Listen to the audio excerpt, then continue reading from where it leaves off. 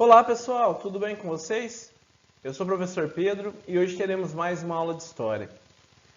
Na aula passada, nós conhecemos as mudanças socioeconômicas e culturais pelas quais o Brasil passava na década de 1920 e também as suas repercussões no processo político. Também compreendemos o contexto que levou à eclosão da Revolução de 1930. Hoje, falaremos sobre o ano de 1922. Geralmente, nas aulas de história, falamos sobre décadas, às vezes em uma aula falamos sobre séculos. Hoje falaremos sobre exatamente um ano, o ano de 1922. Vamos entender então por que esse ano vale tanto a pena ser estudado. Esse será o assunto da aula de hoje. Vamos lá? Para que vocês possam acompanhar aí da casa de vocês, eu peço que abram a apostila 2 na página 186. Prontos? Bom, o ano de 1922 foi marcante na história do Brasil. O avanço da industrialização, o crescimento de novos grupos sociais, comemorações oficiais, inovações tecnológicas, ações de contestação política e movimentos de renovação artística tiveram grande impacto no país. Além disso, os acontecimentos marcantes desse ano influenciaram grandemente a história posterior do país. Semana de Arte Moderna. Em fevereiro, um grupo de jovens artistas, escritores, pintores, músicos, rompeu com os rígidos padrões acadêmicos e tradicionais que predominavam na criação artística brasileira. Durante uma semana, no Teatro Municipal de São Paulo, obras de arte foram expostas, recitaram-se poemas e ouviram-se recitais de música. A maioria dos artistas foi intensamente vaiado pelo público, o que, segundo um dos participantes, era o melhor reconhecimento que poderiam obter. Depois dessa semana, a arte brasileira não seria mais a mesma, e sua relação com a arte estrangeira passou a ser objeto de reflexão e de muito debate. Os modernistas defendiam que a arte brasileira não devia ser uma mera cópia do que se fazia em países europeus, mas sim uma releitura baseada na realidade brasileira. Nessa imagem ao lado temos um retrato de Mário de Andrade, que foi feito por Anita Malfatti, uma das obras expostas na Semana de Arte Moderna. Críticos adeptos da arte clássica repudiavam obras como essa. Os modernistas, no entanto, defendiam a liberdade de criação e a inovação nas formas e cores. Mário de Andrade, representado na pintura, junto a Anita Malfatti, Oswald de Andrade, Menotti Del Pitta e Tarsila do Amaral foram os organizadores da semana. Além disso, ele é considerado um dos grandes autores do modernismo brasileiro e autor de uma obra conhecida que é Macunaíma, uma das obras mais importantes de nossa literatura. Mulheres na Semana de Arte Moderna de 1922. Os artistas da Semana de 1922 desafiaram os padrões artísticos e sociais considerados tradicionais pela sociedade da época.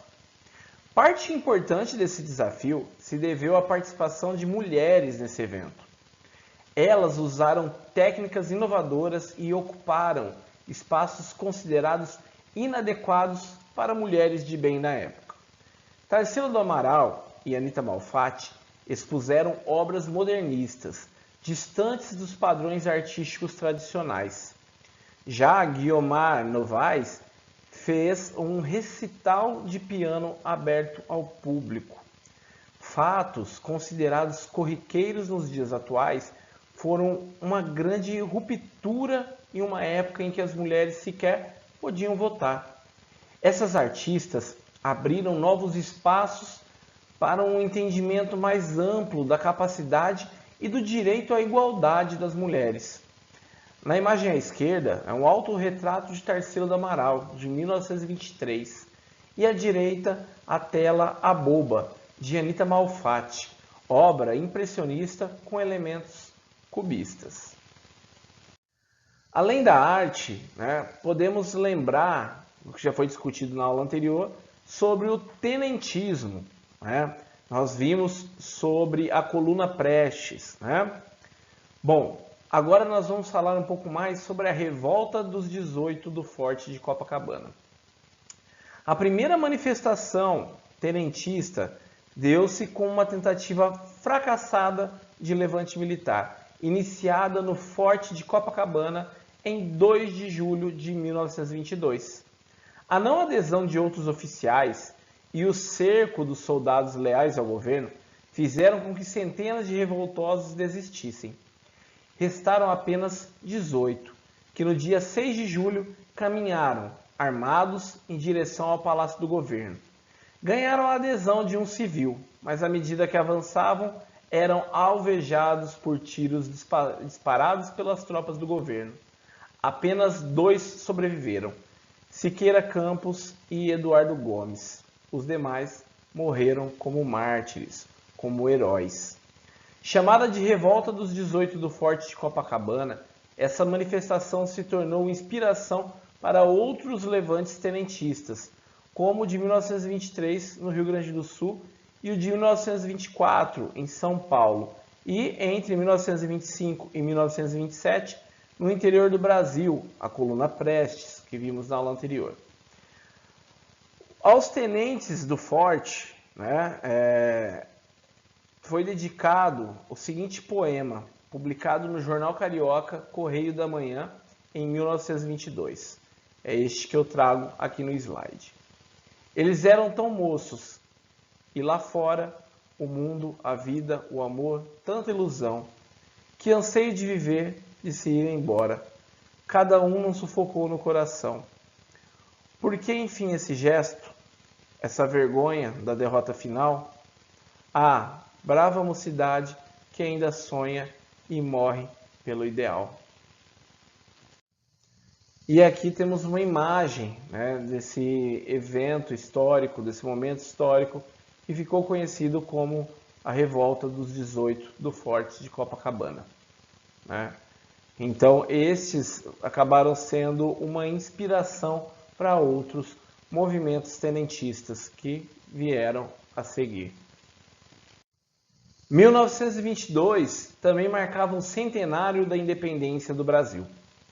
Na segunda metade do século XIX, pessoal, as nações industrializadas da Europa passaram a organizar grandes exposições universais, nas quais eram divulgadas as novidades surgidas com o processo industrial.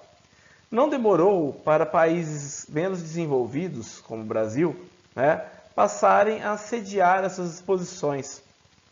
O Brasil sediou a sua em 1922, naquele que ficou conhecido como Exposição do Centenário.